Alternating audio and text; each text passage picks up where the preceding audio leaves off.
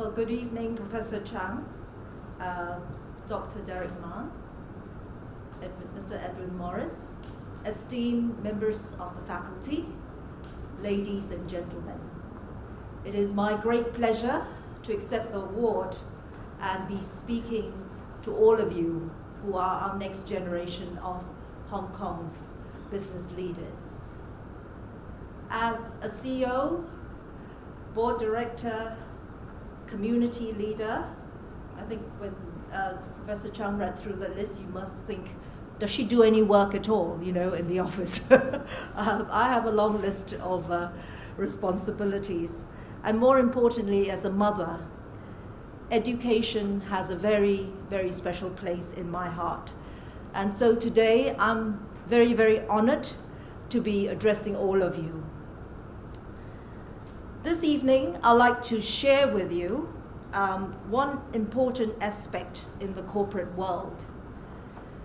And this is not about business strategy or practice, but one element which is crucial to the sustainability of any company and our society at large.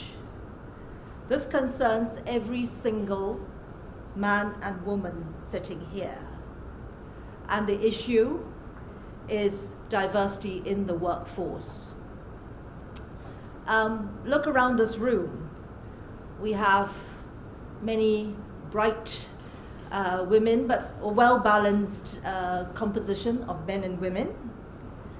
But if you step out of this room and you go into the workplace, and particularly at more senior levels, the C-suite, the boardroom, you'll be wondering, where have all the ladies gone?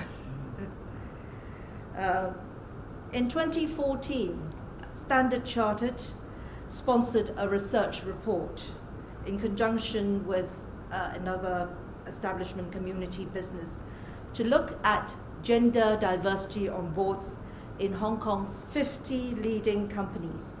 This makes up the Hang Seng Index. And we found that the number of women holding directorships in these companies was a pathetic 9.6%. So for the ladies in this room, what will happen to you 20 years from now between graduation and the C-suite? Where do we go from about 50% to less than 10%?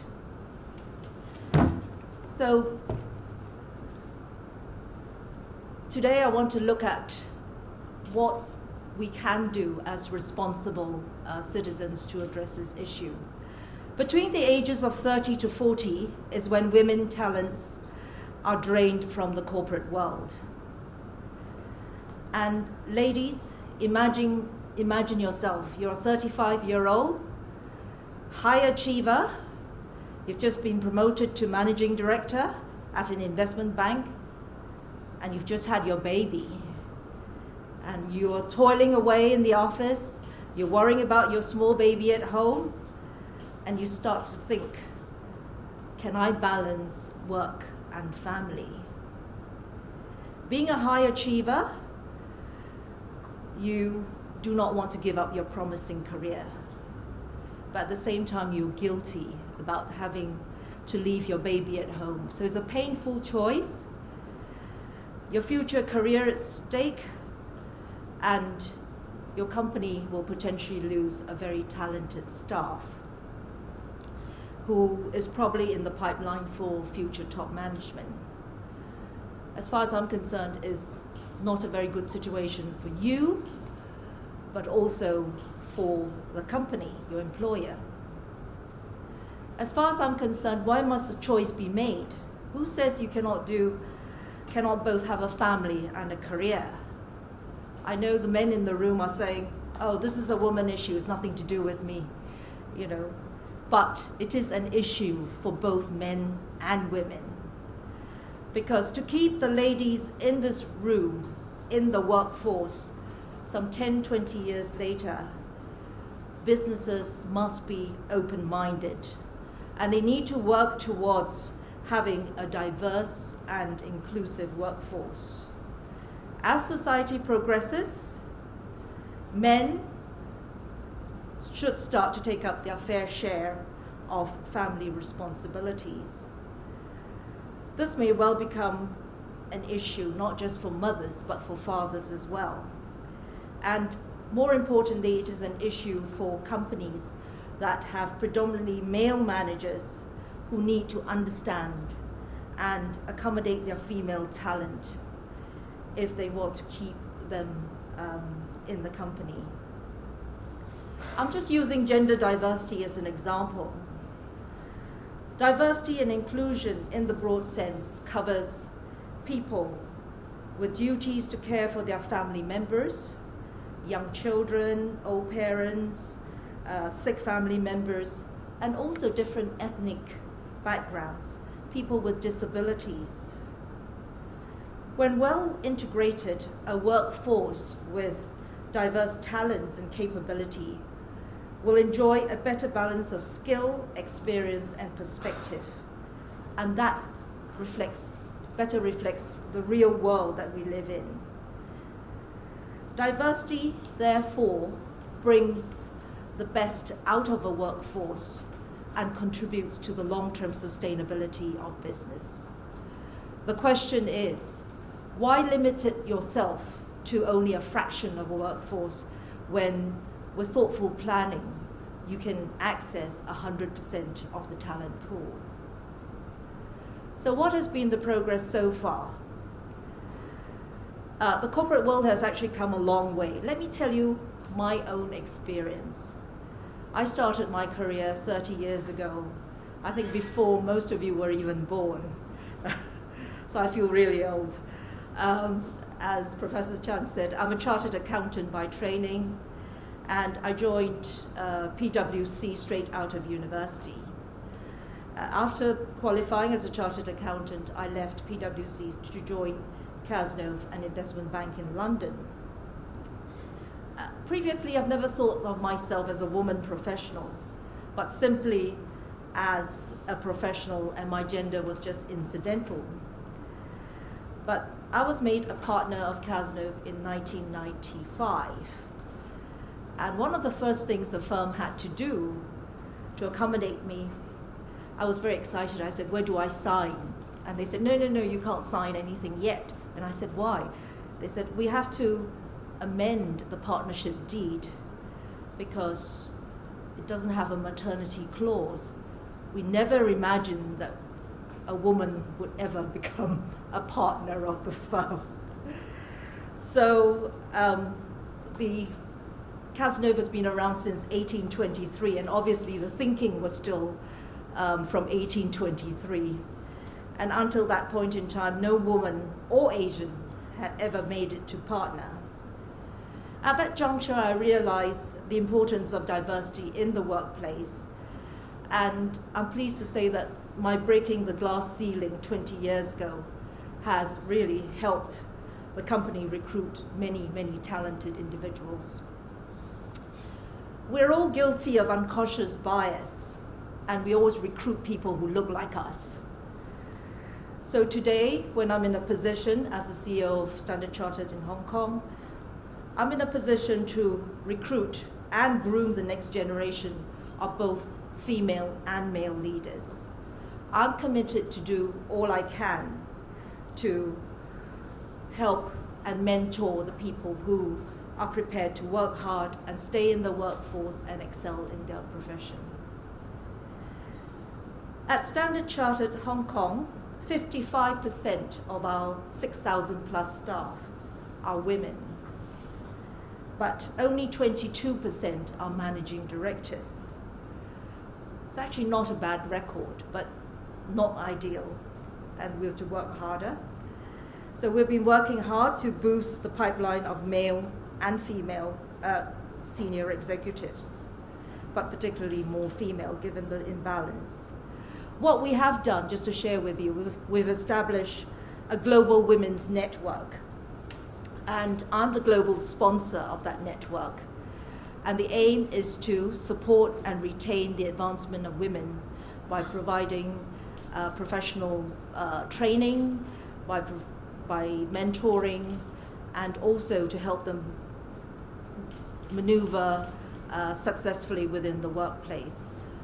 It is worth noting that the other sponsor, the other co-sponsor, is in fact a man. So it's not about favoring one gender over another, but making sure that the organization does not lose valuable, experienced talent. Women are by nature self-limiting. When you ask a woman, would you consider a promotion?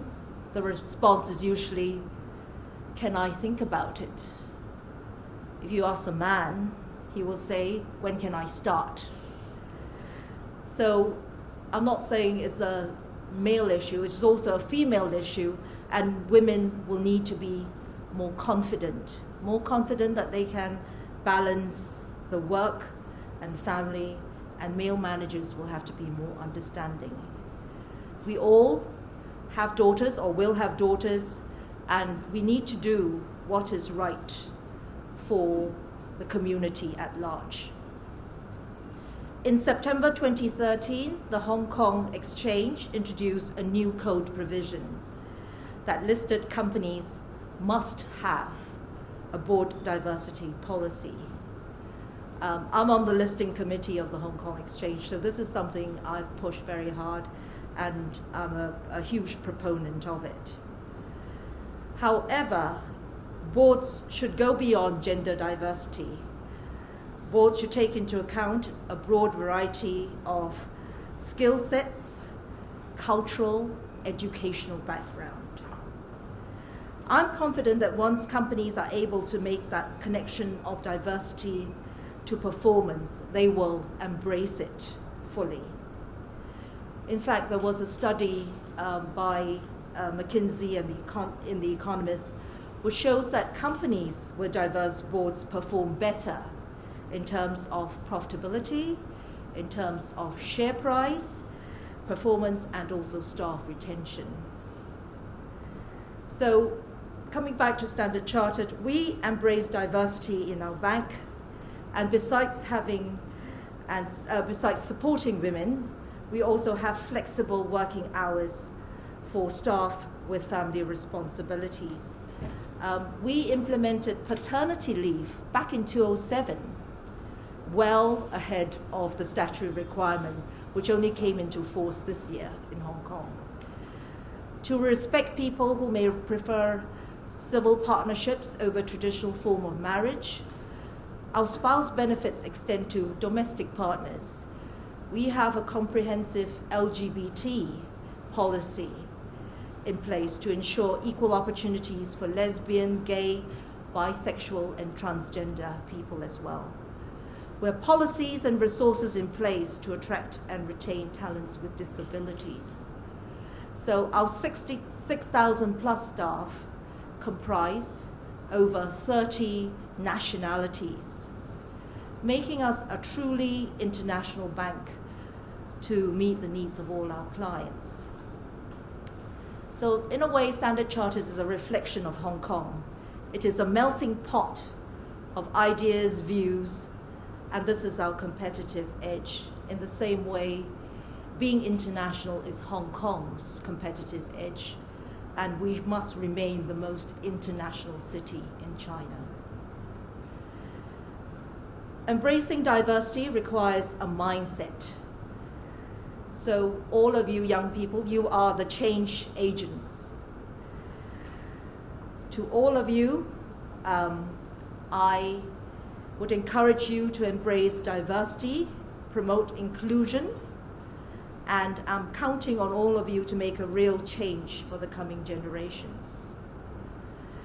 To the young ladies and gentlemen in this room who may at some point in your future career have to face juggling family, work, or any kind of challenge, it really doesn't matter if it takes you a longer trajectory to get to where you are because of the life balancing you have to do. I'll share with you that life is not a 100-meter sprint. It is, in fact, a marathon or even a 100-kilometer Oxfam Trail Walker, challenge, endurance challenge. Take your own pace, enjoy the journey, know what you want, and enjoy the path to attaining it. In your journey, embrace diversity, think international. I've truly enjoyed my journey, and I'm very confident that you will too. Thank you very much for listening.